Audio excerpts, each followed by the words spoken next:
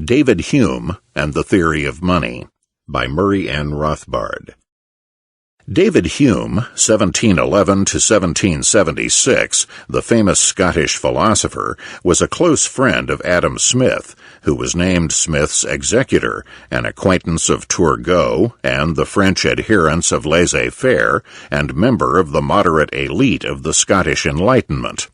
Born in Edinburgh, the son of a Scottish lord, Hume studied on the continent, where he published his epical philosophical work, A Treatise of Human Nature, 1739 and 1740, at the age of 28.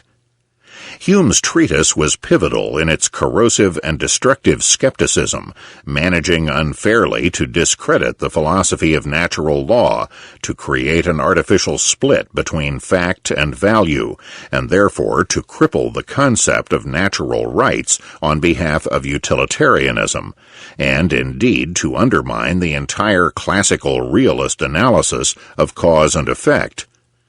There is no figure more important in the unfortunate discrediting of the classical philosophical tradition of natural law realism, a tradition that had lasted from Plato and Aristotle at least through Aquinas and the late scholastics. In a sense, Hume completed the corrosive effect of the 17th century French philosopher René Descartes' influential view that only the precisely mathematical and analytic could provide certain knowledge. Hume's skeptical and shaky empiricism was the other side of the Cartesian coin. While highly influential in later decades, Hume's treatise was ignored in his own day, and after writing it he turned to brief essays on political and economic topics, and eventually to his then famous multi-volume History of England, which he presented from a Tory point of view. Barred from academia for his skepticism and alleged irreligion, Hume joined the diplomatic corps and served as secretary to Lord Hertford, the British ambassador to France. In 1765, Hume became the British chargé d'affaires in Paris, and 2 years later rose to the post of Under-Secretary of State. Finally, in 1769, Hume retired to Edinburgh. Hume's contribution to economics is fragmentary and consists of approximately 100 pages of essays in his Political Discourses, 1752. The essays are distinguished for their lucid and even sparkling style, a style that shone in comparison to his learned but plodding contemporaries. Hume's most important contribution is his elucidation of monetary theory, in particular his clear exposition of the price-specie-flow mechanism that equilibrates national balances of payments and international price levels. In monetary theory proper, Hume vivifies the Lockean quantity theory of money with a marvelous illustration, highlighting the fact that it doesn't matter what the quantity of money may be in any given country. Any quantity, smaller or larger, will suffice to do money's work of facilitating exchange. Hume pointed up this important truth by postulating what would happen if every individual overnight should find the stock of money in his possession to have doubled miraculously. For suppose that, by miracle, every man in Great Britain should have £5 slipped into his pocket in one night. This would much more than double the whole money that is at present in the kingdom. Yet there would not next day, nor for some time, be any more lenders, nor any variation in the interest. Prices, then, following Locke's quantity theory of money, will increase proportionately. The price-specie-flow mechanism is the quantity theory extrapolated into the case of many countries. The rise in the supply of money in country A will cause its prices to rise, but then the goods of country A are no longer as competitive compared to other countries. Exports will therefore decline, and imports from other countries with cheaper goods will rise. The balance of trade in country A will therefore become unfavorable, and specie will flow out of A in order to pay for the deficit. But this outflow of specie will eventually cause a sharp contraction of the supply of money in country A, a proportional fall in prices, and an end to, indeed, a reversal of, the unfavorable balance. As prices in A fall back to previous levels, specie will flow back in until the balance of trade is in balance, and until the price levels in terms of specie are equal in each country.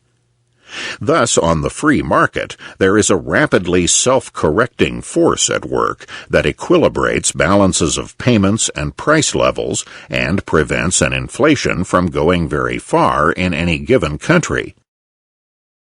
While Hume's discussion is lucid and engaging, it is a considerable deterioration from that of Richard Cantillon.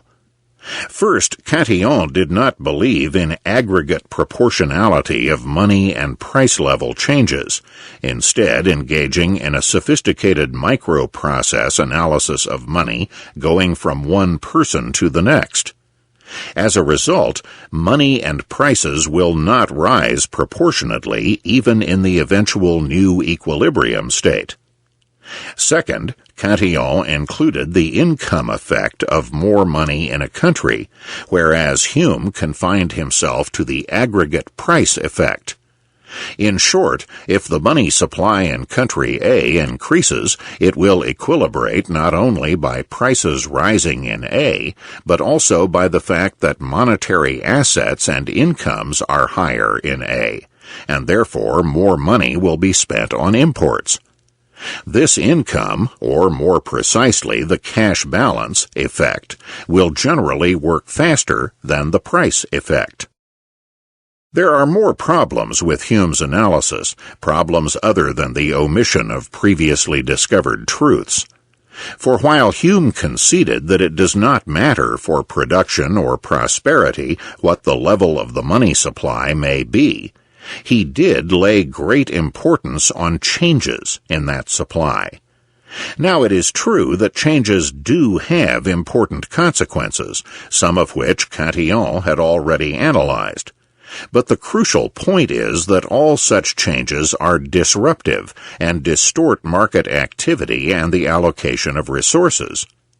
But David Hume, on the contrary, in a pre-Keynesian fashion, hailed the allegedly vivifying effects of increases in the quantity of money upon prosperity, and called upon the government to make sure that the supply of money is always at least moderately increasing.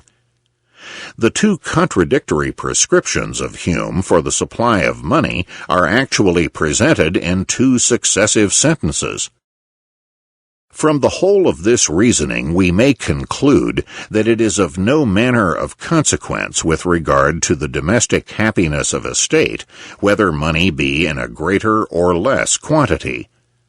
The good policy of the magistrate consists only in keeping it, if possible, still increasing, because by that means he keeps alive a spirit of industry in the nation. Hume goes on, in proto-Keynesian fashion, to claim that the invigorating effect of increasing the supply of money occurs because employment of labor and other resources increases long before prices begin to rise. But Hume stops, as Keynes did, just as the problem becomes interesting. For then it must be asked, why were resources underemployed before? And what is there about an increase in the money supply that might add to their employment? As W. H. Hutt was to point out in the 1930s, deeper reflection would show that the only possible reason for unwanted unemployment of resources is if the resource owner demands too high a price or wage for its use.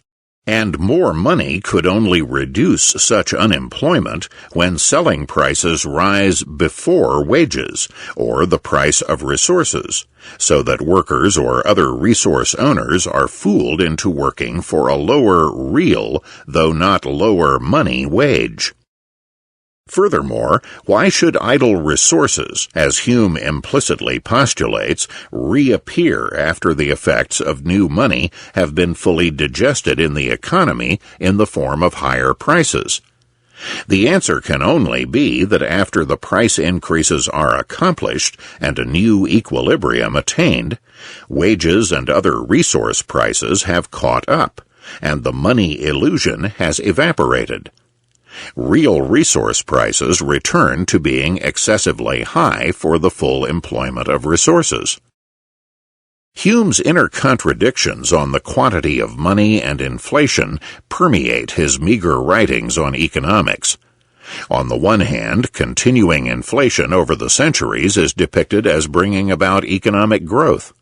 On the other, Hume sternly favored ultra-hard money in relation to the banking system. Thus, Hume delivered a hard-hitting attack on the unproductive and inflationary nature of the very existence of fractional reserve banking. He wrote of those institutions of banks, funds, and paper credit with which we are in the kingdom so much infatuated. These render paper equivalent to money, circulate it throughout the whole state, make it supply the place of gold and silver, raise proportionately the price of labor and commodities, and by that means either banish a great part of those precious metals or prevent their further increase. What can be more short-sighted than our reasoning on this head? We fancy because an individual would be much richer were his stock of money doubled, that the same good effect would follow were the money of everyone increased, not considering that this would raise as much the price of every commodity, and reduce every man in time to the same condition as before. Elsewhere, Hume noted that inconveniences result from the increase of genuine money, specie, but at least they are compensated by the advantages which we reap from the possession of these precious metals, including bargaining power in negotiations with other nations. But, he added, there appears no reason for increasing that inconvenience by a counterfeit money, which foreigners will not accept of in any payment, and which any great disorder in the state will reduce to nothing. To endeavor to increase paper credit artificially, then, merely increases money beyond its natural proportion to labor and commodities, thereby increasing their prices. Hume concluded his penetrating analysis with an ultra-hard money policy proposal, 100% specie reserve banking. It must be allowed that no bank could be more advantageous than such a loan as locked up all the money it received and never augmented the circulating coin. Hume added that this was the practice of the famous 100% specie reserve Bank of Amsterdam.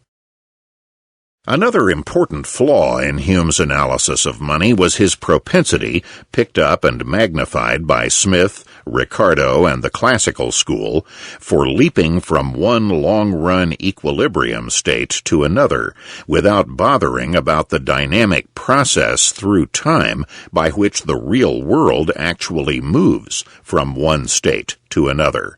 It is this brusque neglect, or comparative statics, that leads Hume to omit the Kantionian analysis of micro-changes in cash balances and income, and that causes him to neglect income effects in the price-specie flow mechanism of international monetary adjustment.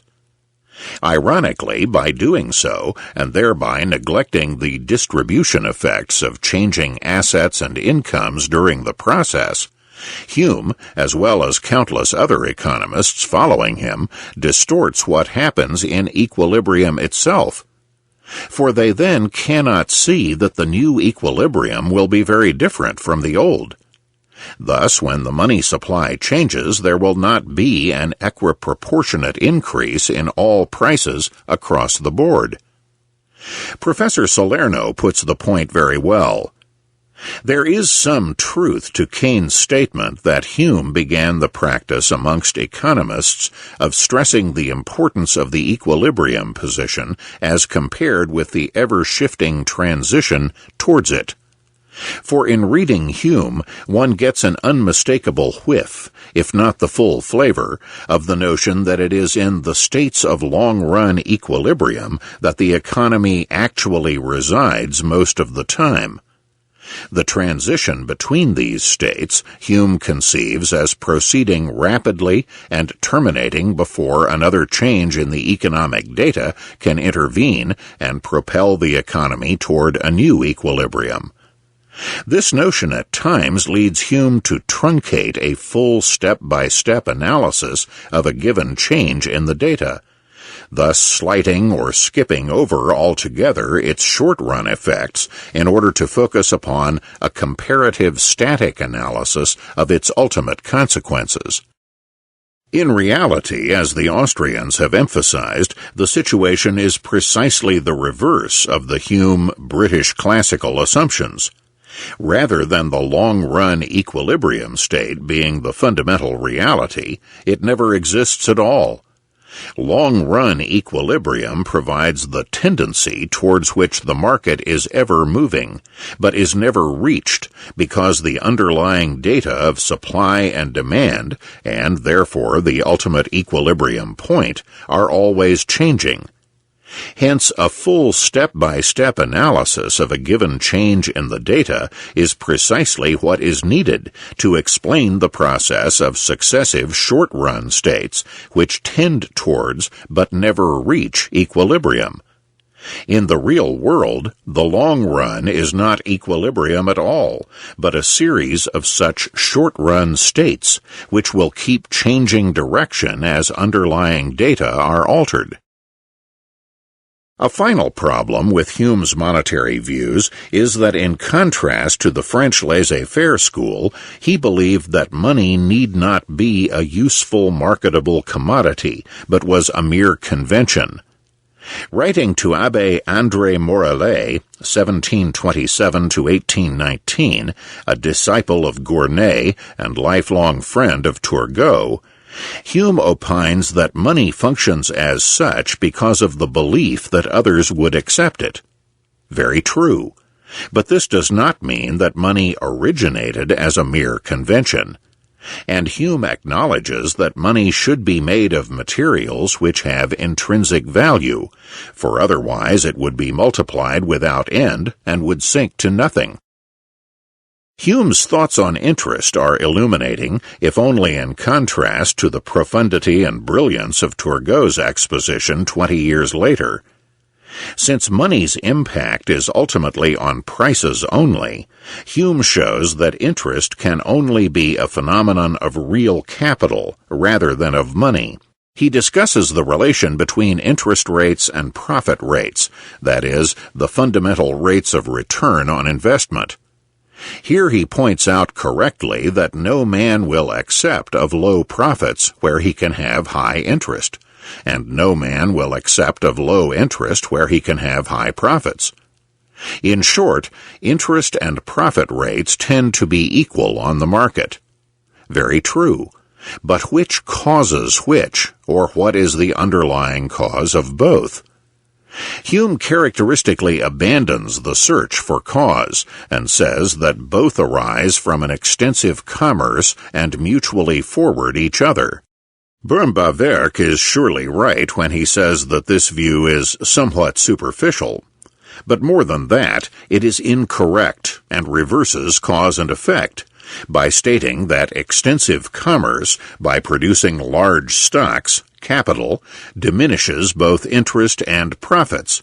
For there is no reason why larger stocks of capital should lower interest or profit rates. What they do lower is the prices of capital goods and consumer goods.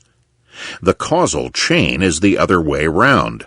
Lower time preference rates, which usually but not always attend higher standards of living and greater prosperity, will cause both capital to accumulate and profit and interest rates to fall. The two, as the Austrian school would later point out, are different sides of the same coin. Turning to the other areas of economics, it is possible that some of the deep flaws in Adam Smith's value theory were the result of David Hume's influence. For Hume had no systematic theory of value, and had no idea whatever of utility as a determinant of value. If anything, he kept stressing that labor was the source of all value.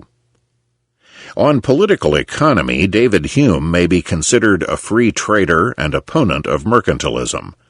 A friend and mentor of Adam Smith from their first meeting in 1752, Hume came to know the French laissez-faireists during his years in that country, and Turgot himself translated Hume's political discourses into French. The Ludwig von Mises Institute hopes you have enjoyed this audio Mises Daily. For a world of free market literature, media, and discussion, visit Mises.org.